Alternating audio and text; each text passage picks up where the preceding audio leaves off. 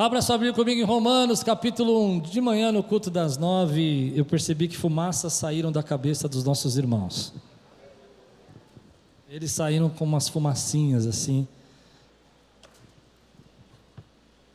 Eu estou numa série, pessoal até. Aconteceu assim, eu vou contar para vocês. Numa madrugada, eu acordei assim umas 3 horas da manhã e senti o desejo de orar e fui orar. E Deus falou comigo que eu tinha que pregar sobre crenças, ideologias, pensamentos que nós não acreditamos mais nos dias de hoje. Então eu comecei falando sobre comunidade, necessidade, importância da comunidade. Depois eu falei sobre servir, a importância do servir. Então, se você ouviu a pregação da manhã e não viu essa, porque é à noite, porque eu preguei. Semana passada eu falei sobre liberdade, essa questão filosófica de hoje, de que eu sou livre, eu agora não participo de nenhuma fé, eu agora eu posso exercer minha liberdade, e eu expliquei sobre a diferença entre a liberdade que o mundo diz que existe e a liberdade que Jesus prometeu para você, quando disse: conhecereis a verdade vos libertará. À noite eu preguei sobre uma das coisas que eu acho que nós cremos pouco hoje, que afeta a nossa vida, que gera muita ansiedade, que é o nosso destino, o futuro glorioso que Deus tem para nós. Não penso que ninguém queira morrer, mas nós cremos pouco que Deus tem algo para nós depois dessa vida. Concorda comigo ou não? Isso gera uma série de ansiedade, há dúvidas sinceras. E hoje eu vou pregar um assunto que eu acho que vai explodir sua cabeça, mas tenha paciência, porque hoje eu acho que não vai ser uma pregação, vai ser mais uma aula do que uma pregação. Vou me dar o direito de dar uma aula, pode ser ou não? Tenho crédito com vocês? Tenho para dar uma aula? Então tá bom, levanta bem alto sua Bíblia aí e diga aí: essa é minha Bíblia, eu sou o que ela diz que eu sou, eu tenho o que ela diz que eu tenho, e eu posso o que ela diz que eu posso. Abrirei meu coração, deixarei a palavra de Deus entrar.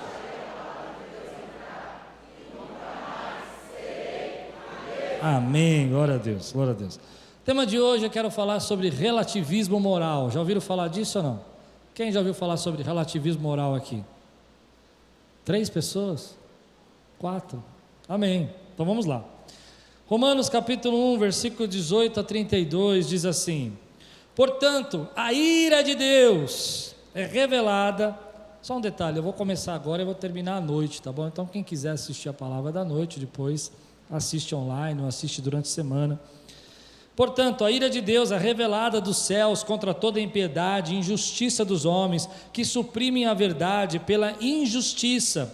Pois o que de Deus se pode conhecer é manifesto entre eles, porque Deus lhe manifestou. Pois desde a criação do mundo, os atributos invisíveis de Deus, seu eterno poder e sua natureza divina, têm sido vistos claramente, sendo compreendidos por meio das coisas criadas, de forma que tais homens são indesculpáveis, porque tendo conhecido a Deus, não glorificam como Deus, nem lhe renderam graças, mas os seus pensamentos tornam-se fúteis, e o coração insensato deles obscureceu-se. Dizendo-se sábios, tornam-se loucos, e trocaram a glória de Deus imortal por imagens feitas segundo a semelhança do homem mortal, bem como de pássaros, quadrúpedes e répteis.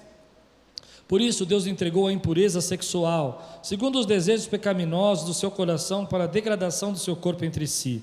Trocaram a verdade de Deus pela mentira, e adoraram e serviram as coisas e seres criados em lugar do Criador, que é bendito para sempre. Amém.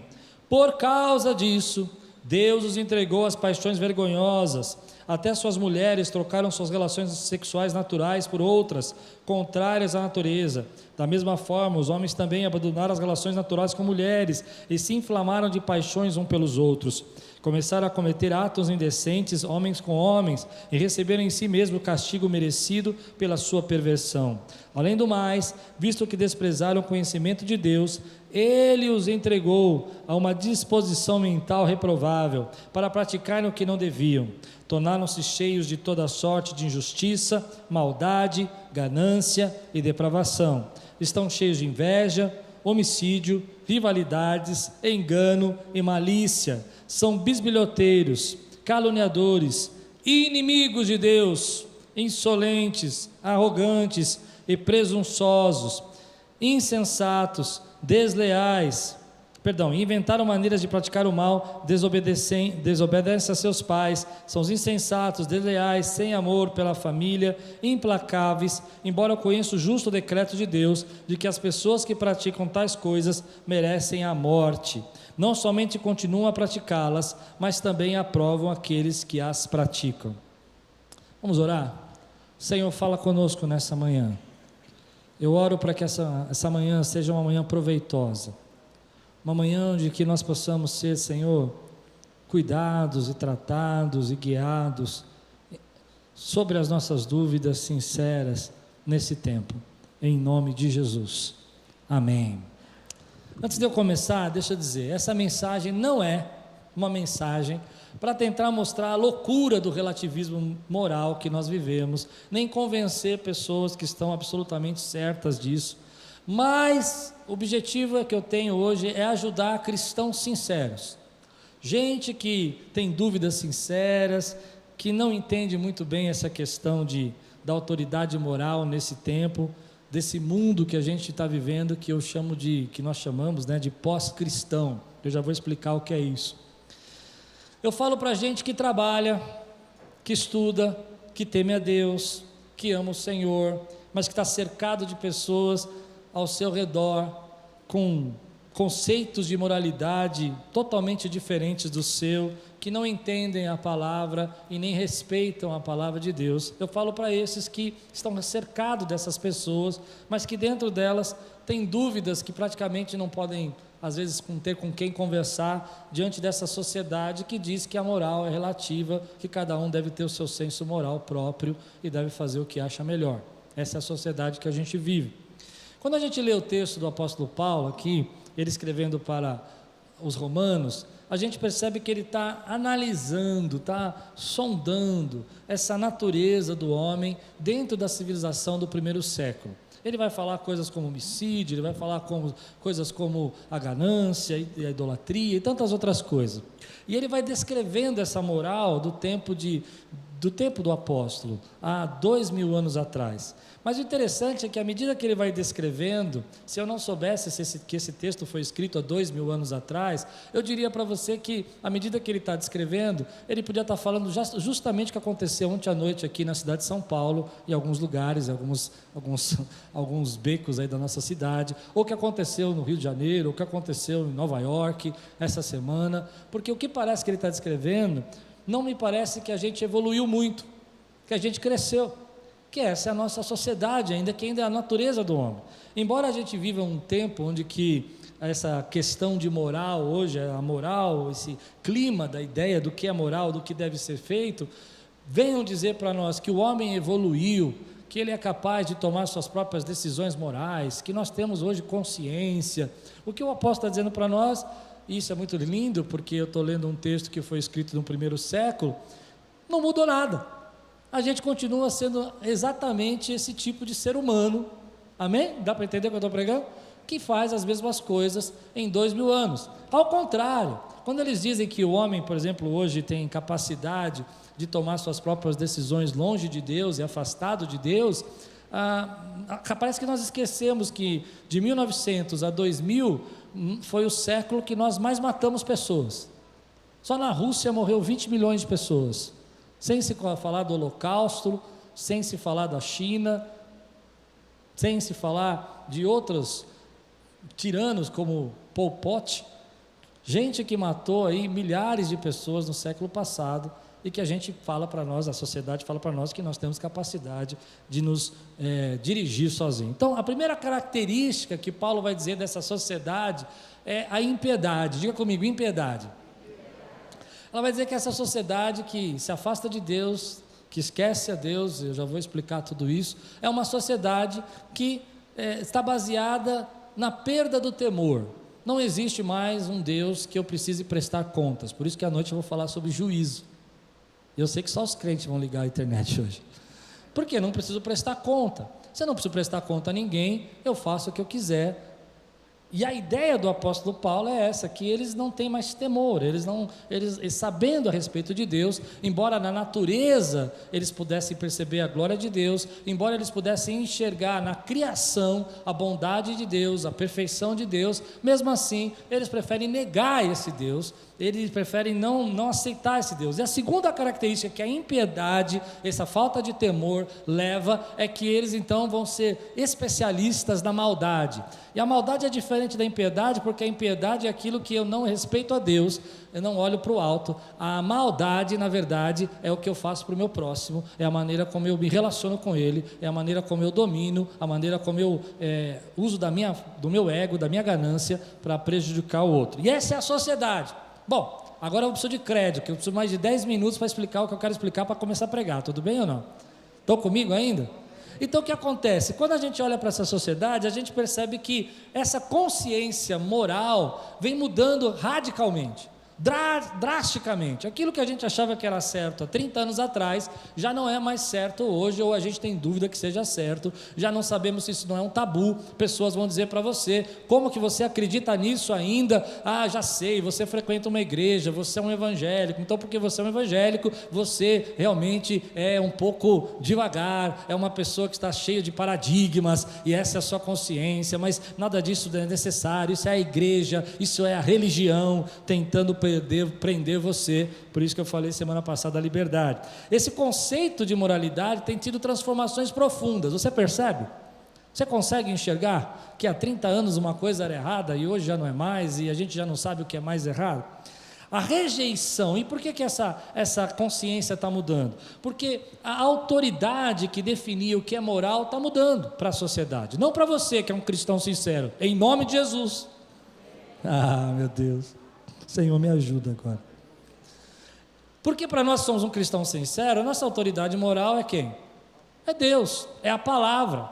Mas quando você usa a palavra para falar com seu filho, com seu parente, até mesmo com a sua namorada, às vezes ela não vai entender isso, porque para ela a palavra, Deus, a Bíblia, o Espírito Santo não é uma autoridade moral para ela. O que é uma autoridade moral? Então, quando se pergunta para os grandes pensadores da nossa sociedade, e você precisa saber isso, porque você está relacionado com pessoas que o tempo todo estão questionando a sua atitude moral, e eles estão dizendo para você: por que você acredita nisso ainda? Você não percebe que isso aí é atrasado? O mundo evoluiu, e como eu disse, a gente não evoluiu nada. A definição que muda toda a história é que a autoridade moral, aquilo que as pessoas hoje pensam como ser uma autoridade para elas definirem o que é certo, o que é errado, não é mais a mesma.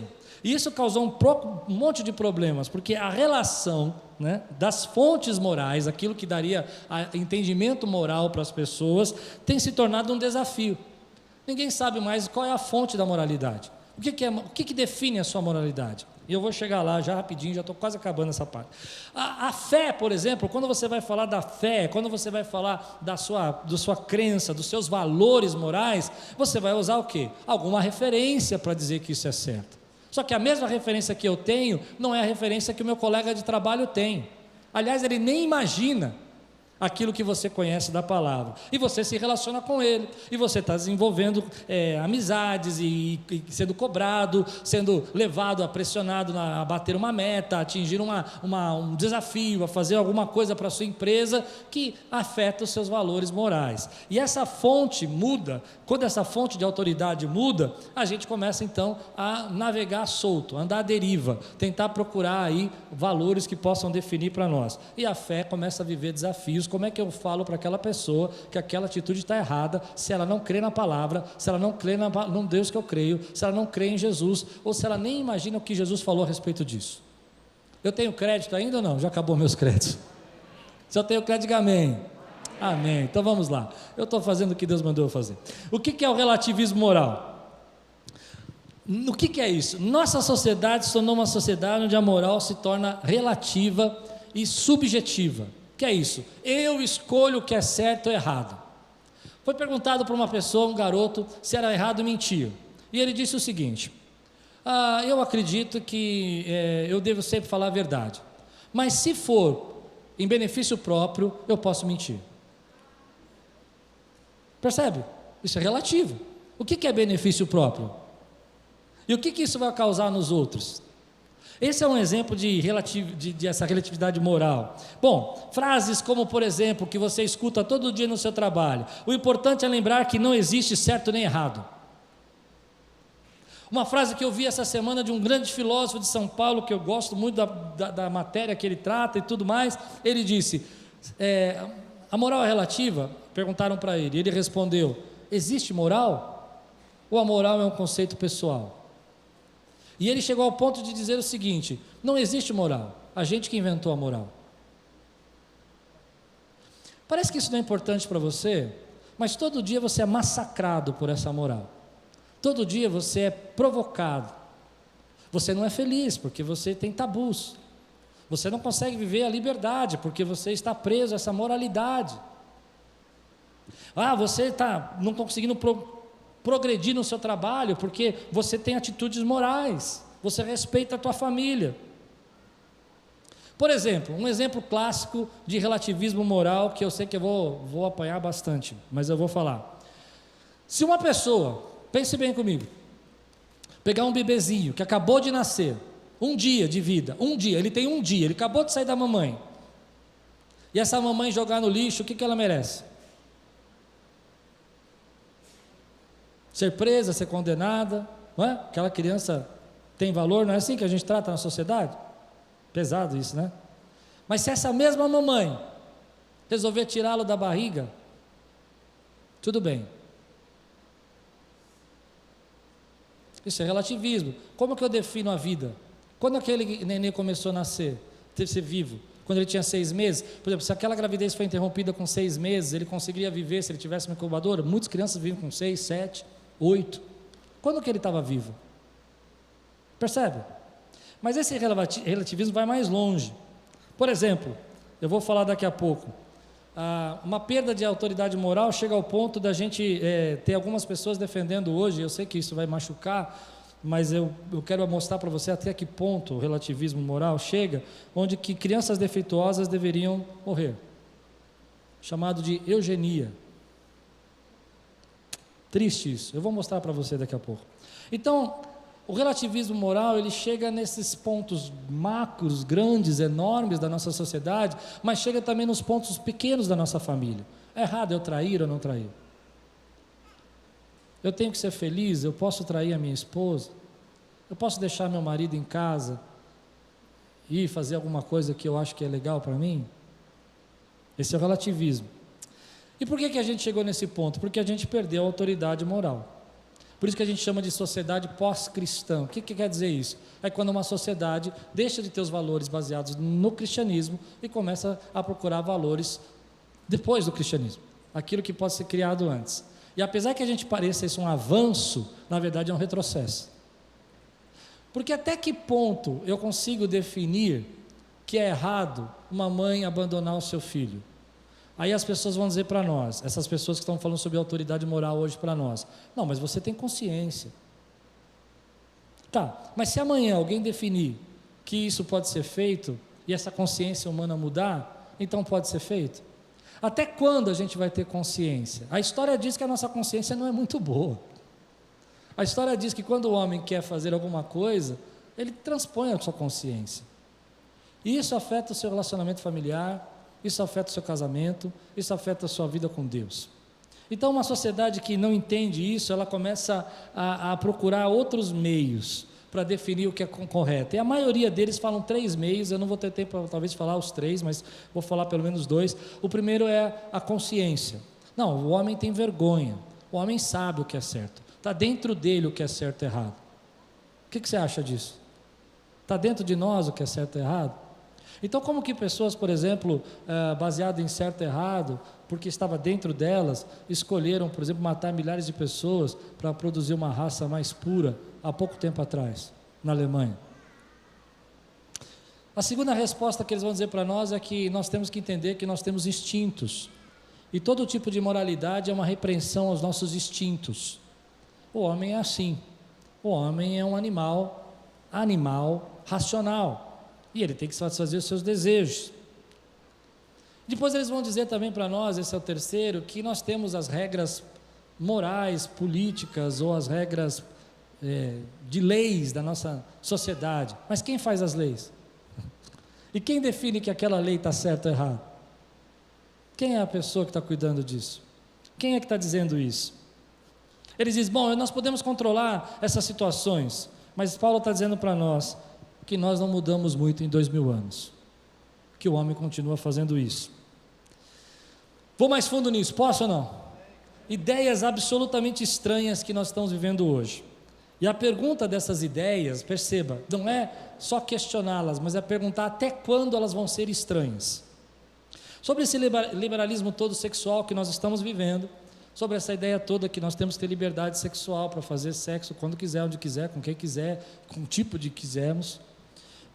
Na Escandinávia, alguns políticos protocolaram uma carta perguntando por que eles não podem casar com suas filhas, os seus pais não podem casar com as suas filhas, os seus pais não podem casar com as suas filhas se elas tiverem afim. Eu sei que isso choca você, mas a pergunta não é se te choca, a pergunta é até quando vai te chocar. Para nós, como eu disse no começo da minha pregação, eu estou pregando para a gente que tem dúvida sincera, que vive num mundo de relativismo moral, mas que quer servir ao Senhor e adorar a Deus. Tem gente aqui assim hoje? Então até quando isso vai ser dúvida? Outro exemplo, a Corte Americana fez um julgamento e definiu, há pouco tempo, que nem o casamento pode interferir nos direitos individuais. O marido não tem voz legal se sua mulher desejar um aborto, uma vez que o aborto é um direito puramente pessoal da mulher. Vou explicar. Você é casado e a sua esposa engravida, e ela fala, não, eu não quero esse filho e eu vou tirá-lo. Mas você quer o filho, você é o pai, e você diz, eu quero esse filho. Legalmente, a Corte Americana diz que você não tem direito de definir isso, só a esposa pode definir, ela faz o que ela quiser. Isso nos choca? Até quando? Entende a pergunta? Isso já é uma lei. Até quando? Conhece o Woody Allen? Quem conhece o Woody Allen aqui? Cineasta Woody Allen. O Woody Allen fez uma entrevista há pouco tempo, porque ele é casado com a sua filha adotiva de 21 anos de idade. Ele casou com a sua filha de 21 anos de idade, isso está lá, pode procurar no YouTube e tudo mais. E perguntaram para ele sobre isso. E ele respondeu o seguinte, a filha adotiva dele é uma coreana e ele é casado. O coração tem seus próprios desejos. Não há lógica nenhuma para essas coisas. A gente encontra alguém e se apaixona, ponto final. Não é legal? Não, não é legal. Sabe por que não é legal? Porque tudo isso aqui está mostrando que a gente não tem mais uma definição do que é a moralidade para nós. E vai mais longe nisso. Tem um camarada chamado Peter Singer. Peter Singer é o professor de bioética em Princeton. Espero não chocar você agora. Alguém que a revista Time intitulou como uma das pessoas mais influentes do mundo. Mais influentes do mundo. A revista Time falou que esse cara é o cara que mais influencia o mundo. E qual é a ideia dele? Ele defende a ideia que crianças com deficiências e alguns adultos poderiam ser submetidos à eutanásia. Gente, os persas já faziam isso. Os persas, para valorizar a força deles, já matavam as crianças deficientes. Nós estamos evoluindo. E a defesa dele é que essas pessoas, por exemplo, estão sofrendo porque elas não têm como produzir para a sociedade. Então a pergunta não é se isso está acontecendo, mas até quando vai escandalizar a gente? Até quando a gente vai achar que isso está errado? E aí os nossos filhos estão na escola, as nossas crianças estão aprendendo isso. Você se relaciona com uma pessoa no seu trabalho que ela não tem nenhuma referência moral, nenhuma autoridade para a vida dela, e você tem que dar resposta às escolhas. E a primeira pergunta que a gente faz é: por que a gente precisa de moral? Como disse, a moral existe, a moral, como disse o filósofo, a moral na verdade é uma invenção da sociedade, o homem não tem moralidade. Bom, nós precisamos de moralidade segundo a Bíblia, porque se não há moralidade, a sociedade entra em colapso. Por isso que lá no começo, Deus, quando vai organizar a sociedade e vai formar o seu povo, Ele vai começar com um código e vai dizer: não matarás, não adulterarás, porque uma sociedade sem moral, ela entra em colapso. E o interessante disso é que as pessoas que dizem que não tem necessidade moral e que nós temos consciência própria e vergonha para tomar nossas decisões, elas mesmas, de acordo com o C.S. Lewis, né, tem um livro muito legal se você quiser ler, Abolição do Homem, ele vai dizer o seguinte, que elas mesmas, para construir essas colchas de retalho, esses buracos de moralidade, elas usam o quê? A nossa moral. Elas vão pegar exatamente aquilo que a gente aprendeu na palavra, jogando algumas coisas fora, mas ela não tem como construir uma moral, a sociedade não tem como construir uma moral se ela não tiver um embasamento naquilo que nós já ensinamos, já a palavra de Deus já nos ensina há muito tempo. Bom, segundo motivo que a gente precisa ter moral, quando os seres humanos assumem sobre si a tarefa luciferiana de redefinir moralidade, ou seja, eu vou definir o que é moral, desatrela ou solta de qualquer fonte, desatrelada, perdão, de qualquer fonte transcendente, de qualquer ideia de Criador, de Deus, de religião e de fé, o inferno tem total liberdade para agir. Ou seja, toda vez que a gente assume essa tarefa na sociedade, exemplos enormes aconteceram. Um deles é, por exemplo, Stalin. Stalin, quando ele tira a religião e fala, não tem mais Deus, o Deus é o ópio do povo, ele diz, o homem agora, o novo homem dessa nova geração comunista, vai ser um homem superior. E para ele fazer essa superioridade, mata 20 milhões de pessoas e coloca milhares delas num campo de concentração chamado Gulag, que era na Sibéria. Deu para entender o que eu estou pregando? E o que isso tem a ver com a minha vida? Porque quando eu enxergo que não há moralidade, eu não tenho como viver, eu não tenho como me relacionar. Terceira coisa que as pessoas dizem, mas nós temos a história como exemplo. Nós sabemos definir a moral porque a história nos ensinou. Bom, não existe nenhum exemplo, você diz isso para ele, tá? Nenhum exemplo significativo na história de uma sociedade que tenha conseguido manter moral sem a ajuda da religião. Não existe. Até mesmo a cidade chinesa, por exemplo, que não tem o cristianismo, lá existe o tal do Tao, que é a ideia do Criador e da maneira como você deve se relacionar com as pessoas através do Criador. Romanos 1,28 diz assim, além do mais, visto que desprezaram o conhecimento de Deus, Ele os entregou a uma disposição mental reprovável para praticar o que não deviam. Por que chegamos nesse ponto? Porque o homem se esqueceu de Deus. Não existe mais a ideia nessa sociedade que nós vamos prestar conta a Deus.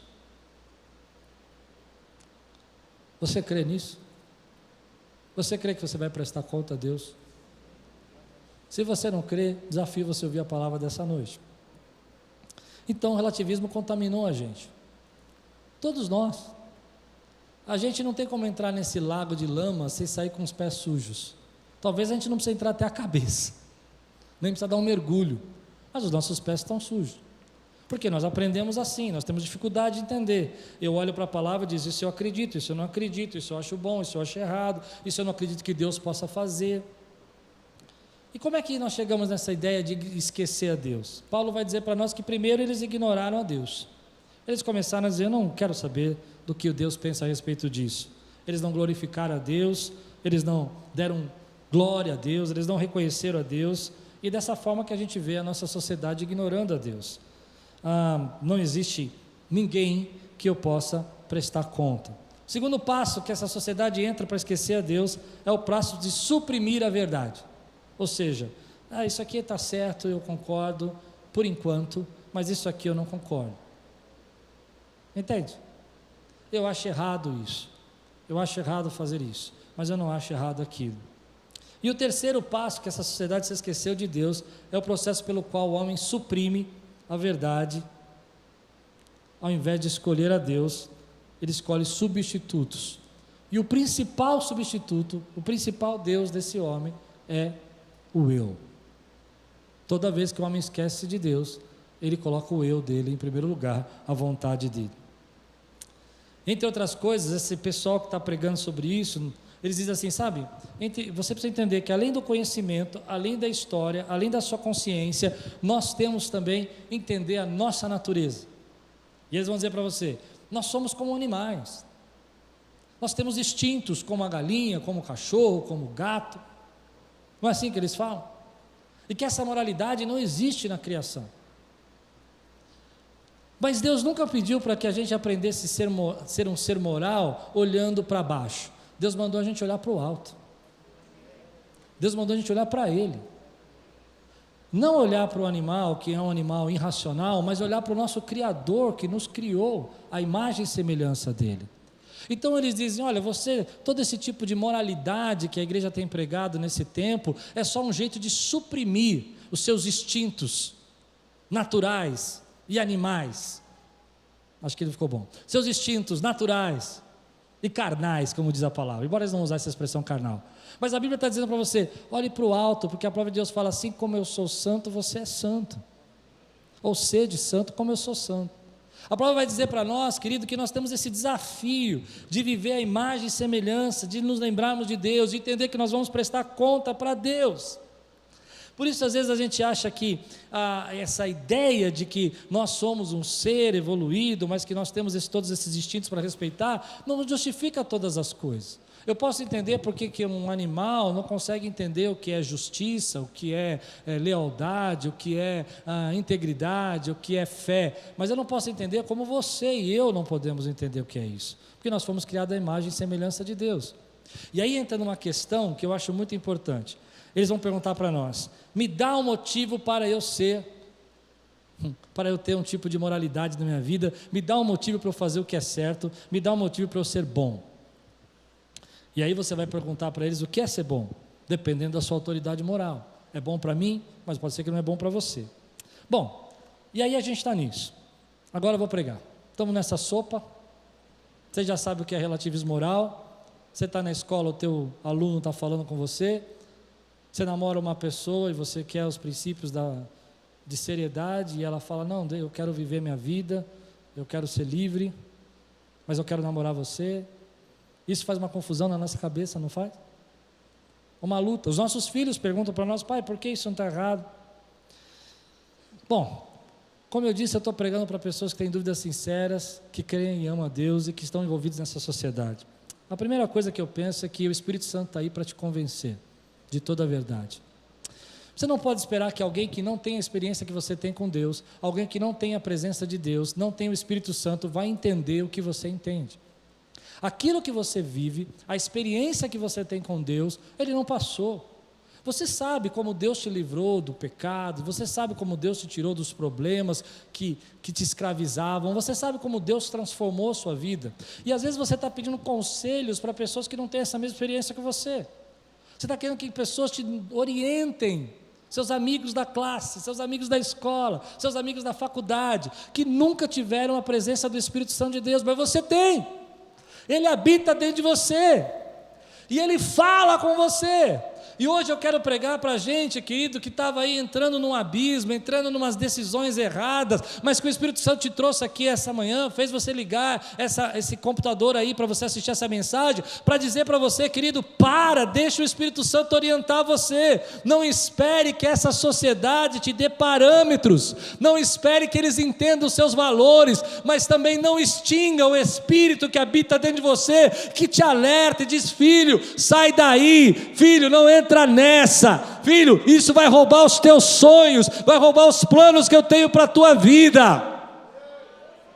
Mamãe falava assim para mim, quando eu era garoto, mamãe falava assim, filho, se a tua consciência pegou, se você começou a ficar com a consciência preocupada, não diga para você mesmo que isso é coisa de religião, que isso é coisa de manipulação religiosa, que isso é coisa de tabu. Entenda que a tua consciência tem que ser sensível, porque o Espírito Santo habita dentro de você para te revelar o certo ou errado. A autoridade moral de um cristão é Deus e a sua palavra, é o Espírito Santo que revela a sua palavra. Você então ouve a voz do Espírito Santo e você confirma na palavra. Por isso Deus nos deixou a palavra, para que nós não tivéssemos dúvidas se isso é aquilo, é a nossa consciência ou é Deus falando conosco. E Deus está falando com você, então sai fora daí.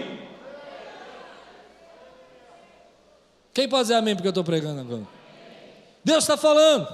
E você não enxergava que isso era um relativismo que estava acontecendo com você. Você não percebia que isso era a consciência moral que está mudando da sociedade, que você está envolvido. Você achava normal, está lá no seriado, está lá na televisão, está lá nas pessoas que você se relaciona. E você começa a se questionar e dizer, mas por que eu não consigo fazer isso? Por que eu tenho medo disso? Eu acho que eu fui muito doutrinado, eu acho que eu fui muito preso. Não! O Espírito Santo habita dentro de você e intercede com você por gemidos inexprimíveis. Ele diz para você que é certo ou errado. Ele é a autoridade moral da vida de um cristão, e não a sociedade, e não a consciência, e não a história. É a presença de Deus que fala conosco hoje, através da sua palavra. Mas, pelo amor de Deus, não espere que a pessoa que senta do teu lado vai compreender isso.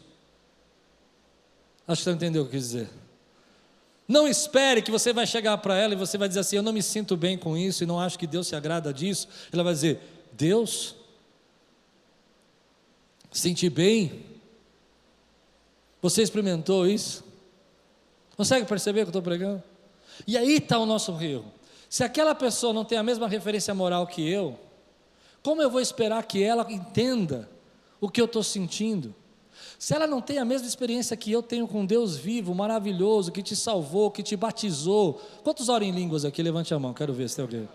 Se ela não tem essa experiência, que você ora em línguas, vamos pensar só numa coisa tão simples como orar em línguas.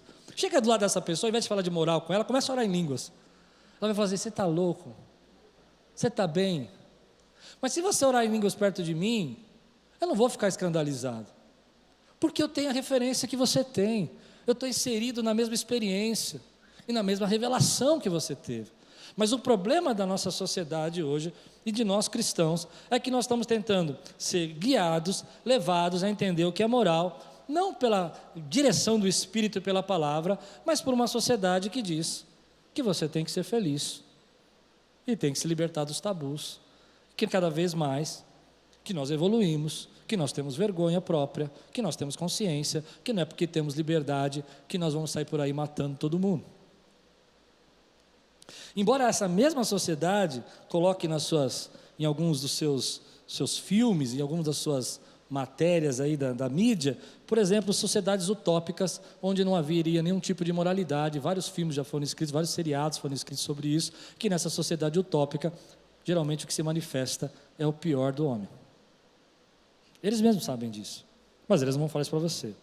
E aí eu chego no centro da minha mensagem. Primeiro, deixa o Espírito Santo guiar você. Deixa ele falar com você. Se ele tem tocado teu coração, que você precisa tratar melhor a tua esposa, trate melhor. Sabe, eu não sei se você faz isso, mas às vezes eu faço isso. Às vezes o Espírito Santo toca o meu coração que eu tenho que mudar alguma coisa, e eu começo a falar algumas coisas do tipo para mim, isso é tabu. Isso é que eu sou muito crente. Nossa, como eu sou crente, né?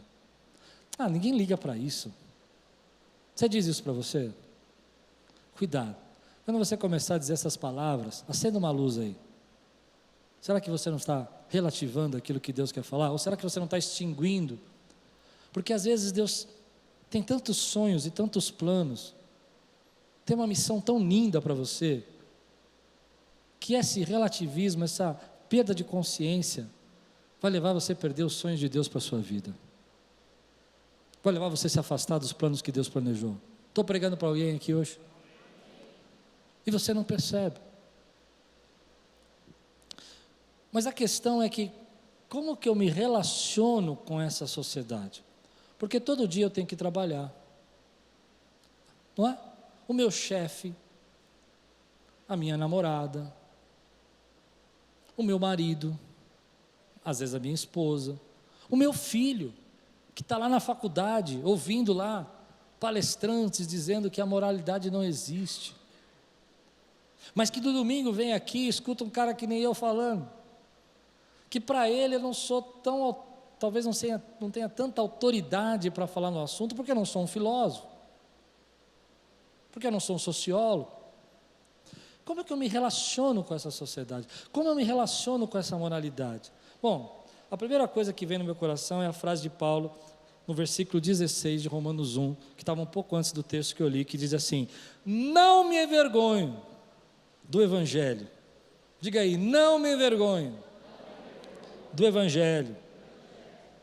Não me envergonhe do Evangelho de Jesus, porque é o poder de Deus para a salvação de todo aquele que crê. Em primeiro lugar, eu diria para você que está no meio desse sopão de conceitos de moralidade. Por exemplo, trair é errado até que ponto? Corrupção é errado até que ponto? Mentir é errado até que ponto? Eu vou falar o bem. Não, mentir para fazer o bem. Mas Jesus disse que o pai da mentira é o diabo. Mas eu menti porque eu não queria que ele sofresse. Mas você não é filho do diabo. Não, pronto, agora você vai embora daqui. Essa é a moralidade. Agora, o que eu faço com isso? Não tenha vergonha de ser quem você é. Meu amado irmão, não tenha vergonha de você ter a identidade que você tem. Não tenha vergonha de receber uma cantada, se você é casado, e falar, me respeite, eu tenho uma família. Porque hoje eles não respeitam a sua aliança no dedo, mas vão respeitar a sua postura. Não tenha vergonha de declarar o que você crê. Olha, se você não tem uma autoridade moral na sua vida, eu tenho, e para mim é Deus, é o Senhor. Não tenha vergonha de declarar o Evangelho, que é poder de Deus para transformar a sua vida, e falar assim, olha, e Ele é minha autoridade porque Ele me transformou.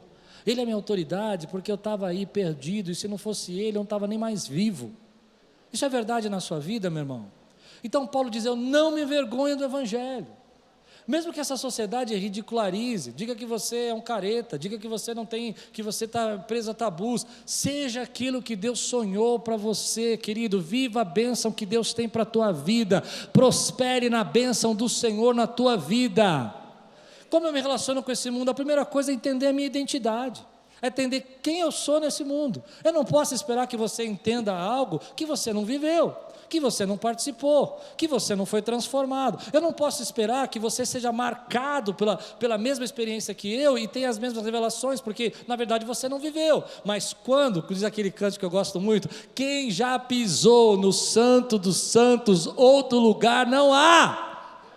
Esse é você, meu irmão, você pisou lá, você entrou na glória de Deus, Ele falou com você. Volto a dizer, estou pregando para pessoas sinceras, que têm dúvidas sinceras, mas que amam o Senhor, e que estão vivendo nessa sopa de conceitos, e você vai dizer, olha, eu não posso esperar que você me entenda, eu nem vou julgar você. Aliás, essa é a segunda coisa, como eu me relaciono com esse mundo, você não precisa julgá-los. Paulo vai falar isso no capítulo 2 de Romanos, exatamente depois desse texto ele fala, não julgue o seu irmão, ou seja, não é o seu papel entrar numa disputa, numa briga de conceitos, numa briga de querer vencer. Às vezes tem pai que não quer falar com o filho, porque o filho está nesse relativismo moral em relação à sua sexualidade. Tem filho que não quer falar com o pai, porque o pai não crê nas mesmas coisas que ele. Querido, isso não é o que Deus planejou para a tua vida. O que Deus planejou para a tua vida, querido, é que o amor vai vencer. Você não precisa concordar com isso, mas você pode pregar a Ele através do amor, e dizer, olha, eu vou estar aqui, eu vou estar com você no momento que você precisar, e no momento que você estiver pronto,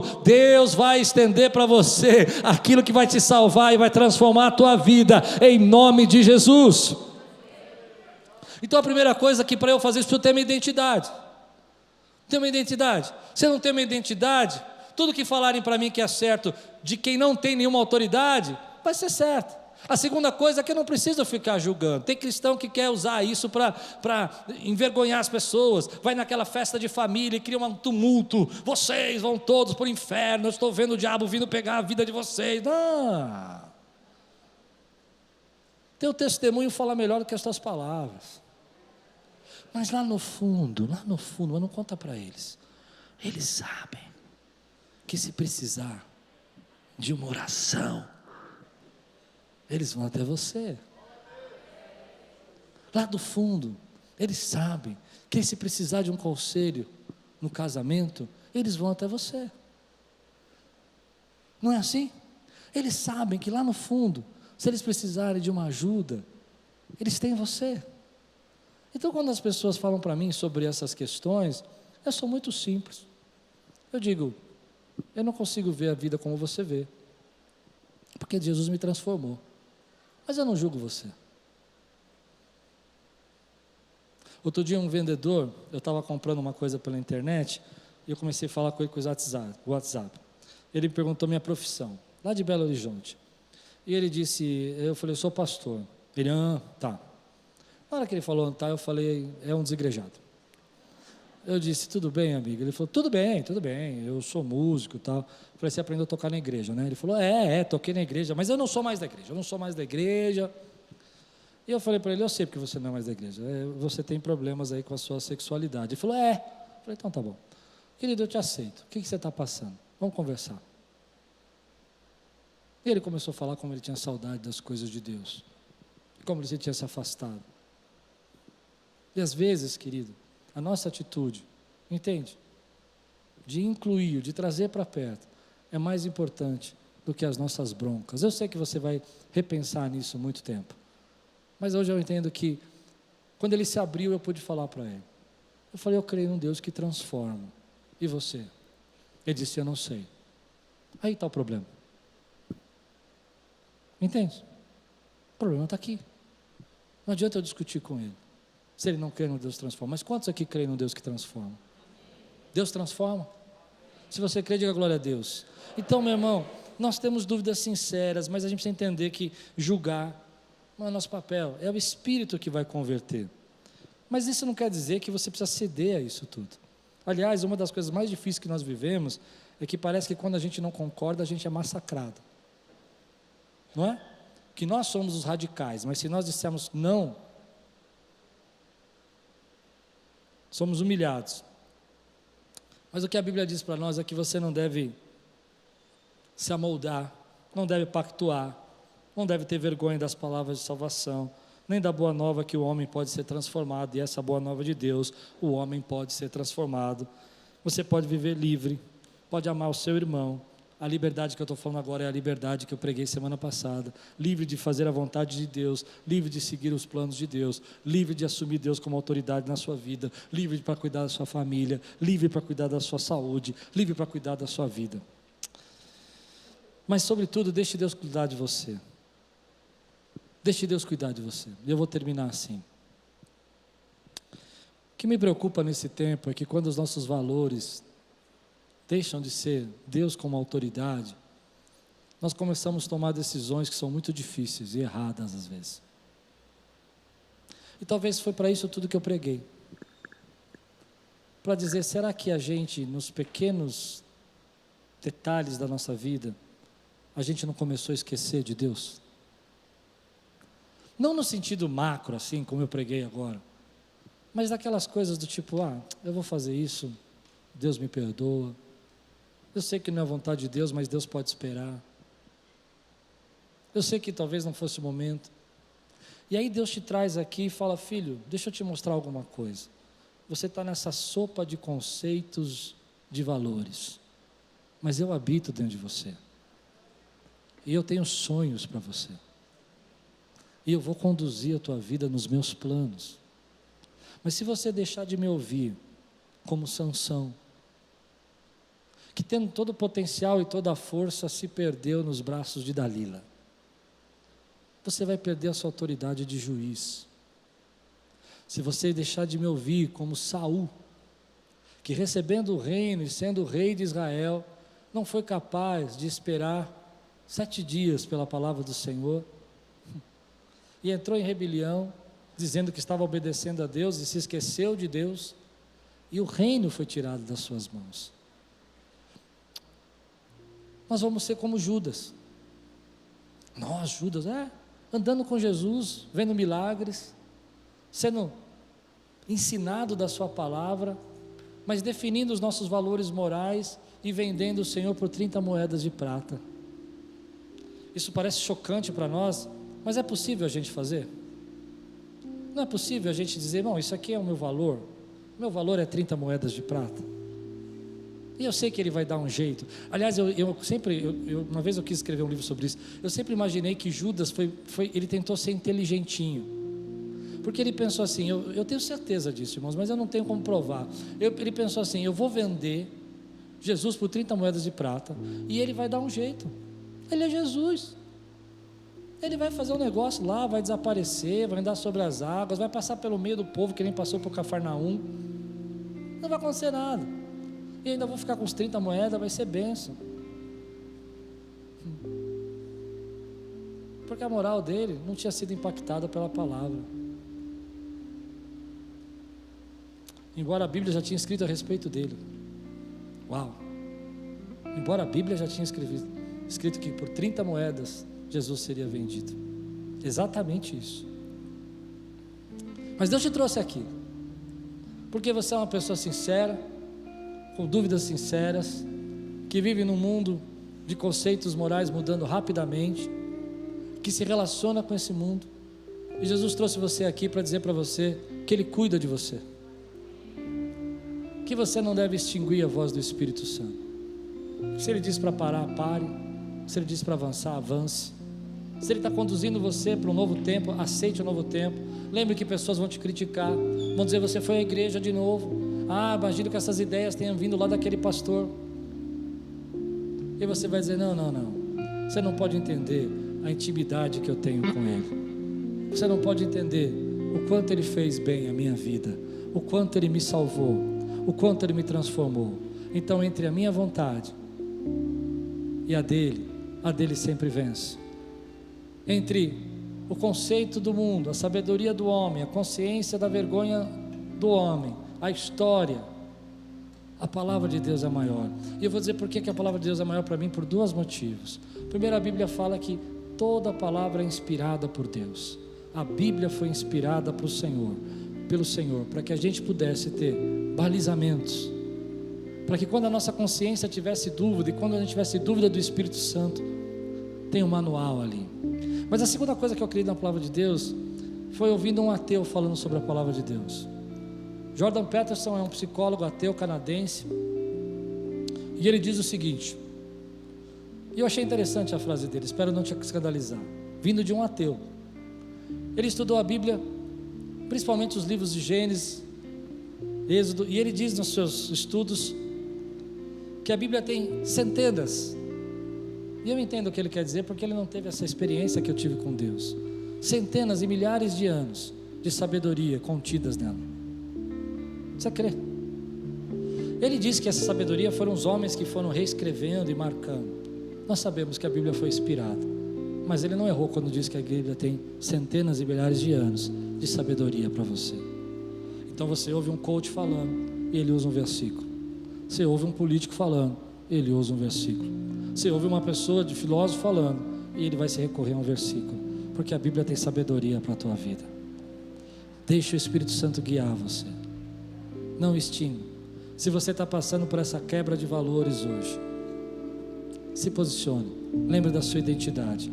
Deus tem sonhos com você, e esse relativismo vai roubar os sonhos de Deus. Não se esqueça de Deus nos seus detalhes. Como eu vou pregar à noite, não sei se você vai ouvir, nós vamos prestar conta, e eu vou explicar para você o que eu creio sobre isso. Eu não creio que vai passar no telão os seus pecados, embora eu sei que eu vou ser criticado por isso. Sempre me assustou essa imagem que os pastores falavam, vai ter um telão, todo mundo sentado e vai estar sozinho. Eu não acredito muito nisso, mas eu orando por isso, eu falei: Deus, eu não posso pregar sobre isso se eu não me falar comigo. Eu creio que Deus vai falar com você. Mas hoje eu quero falar para você, Deus te trouxe aqui para dizer: segura, para, deixa eu imprimir em você aquilo que é saudável, aquilo que vai trazer cura e bênção para a tua vida, em nome de Jesus. Quantos recebem essa palavra na sua vida? Eu quero fazer uma oração. Eu aprendi que palavra tem que terminar com apelo, palavra tem que terminar com decisão, palavra tem que mudar com transformação. Se algum momento da tua vida aí você começou a esquecer de Deus, ou você nem enxergava esse relativismo na sua vida, mas você começou a perceber que teus pés se sujaram, e Deus está falando com você hoje: filho, muda, para, ouve, não é tabu, sou eu que estou operando na tua consciência, sou eu que estou mostrando. E você ficou bravo, porque você disse: as pessoas fazem tudo o que querem, parece que a vida delas não estraga, elas fazem, elas roubam, elas traem, elas mentem, elas roubaram meu emprego, e parece que elas ficaram no lugar, e eu que fui mandado embora, sabe essas rebeliões? E Deus está falando com você: você é diferente, você é diferente, você tem a mim, você tem a mim dentro de você, eu habito dentro de você, e Deus está falando com você hoje. E você precisa dizer: Senhor, eu não quero me esquecer, eu não quero parar, eu não quero me esquecer em nenhum momento nas minhas decisões da tua vontade. Eu quero selar essa palavra com você, só com essas pessoas que Deus está falando dessa maneira.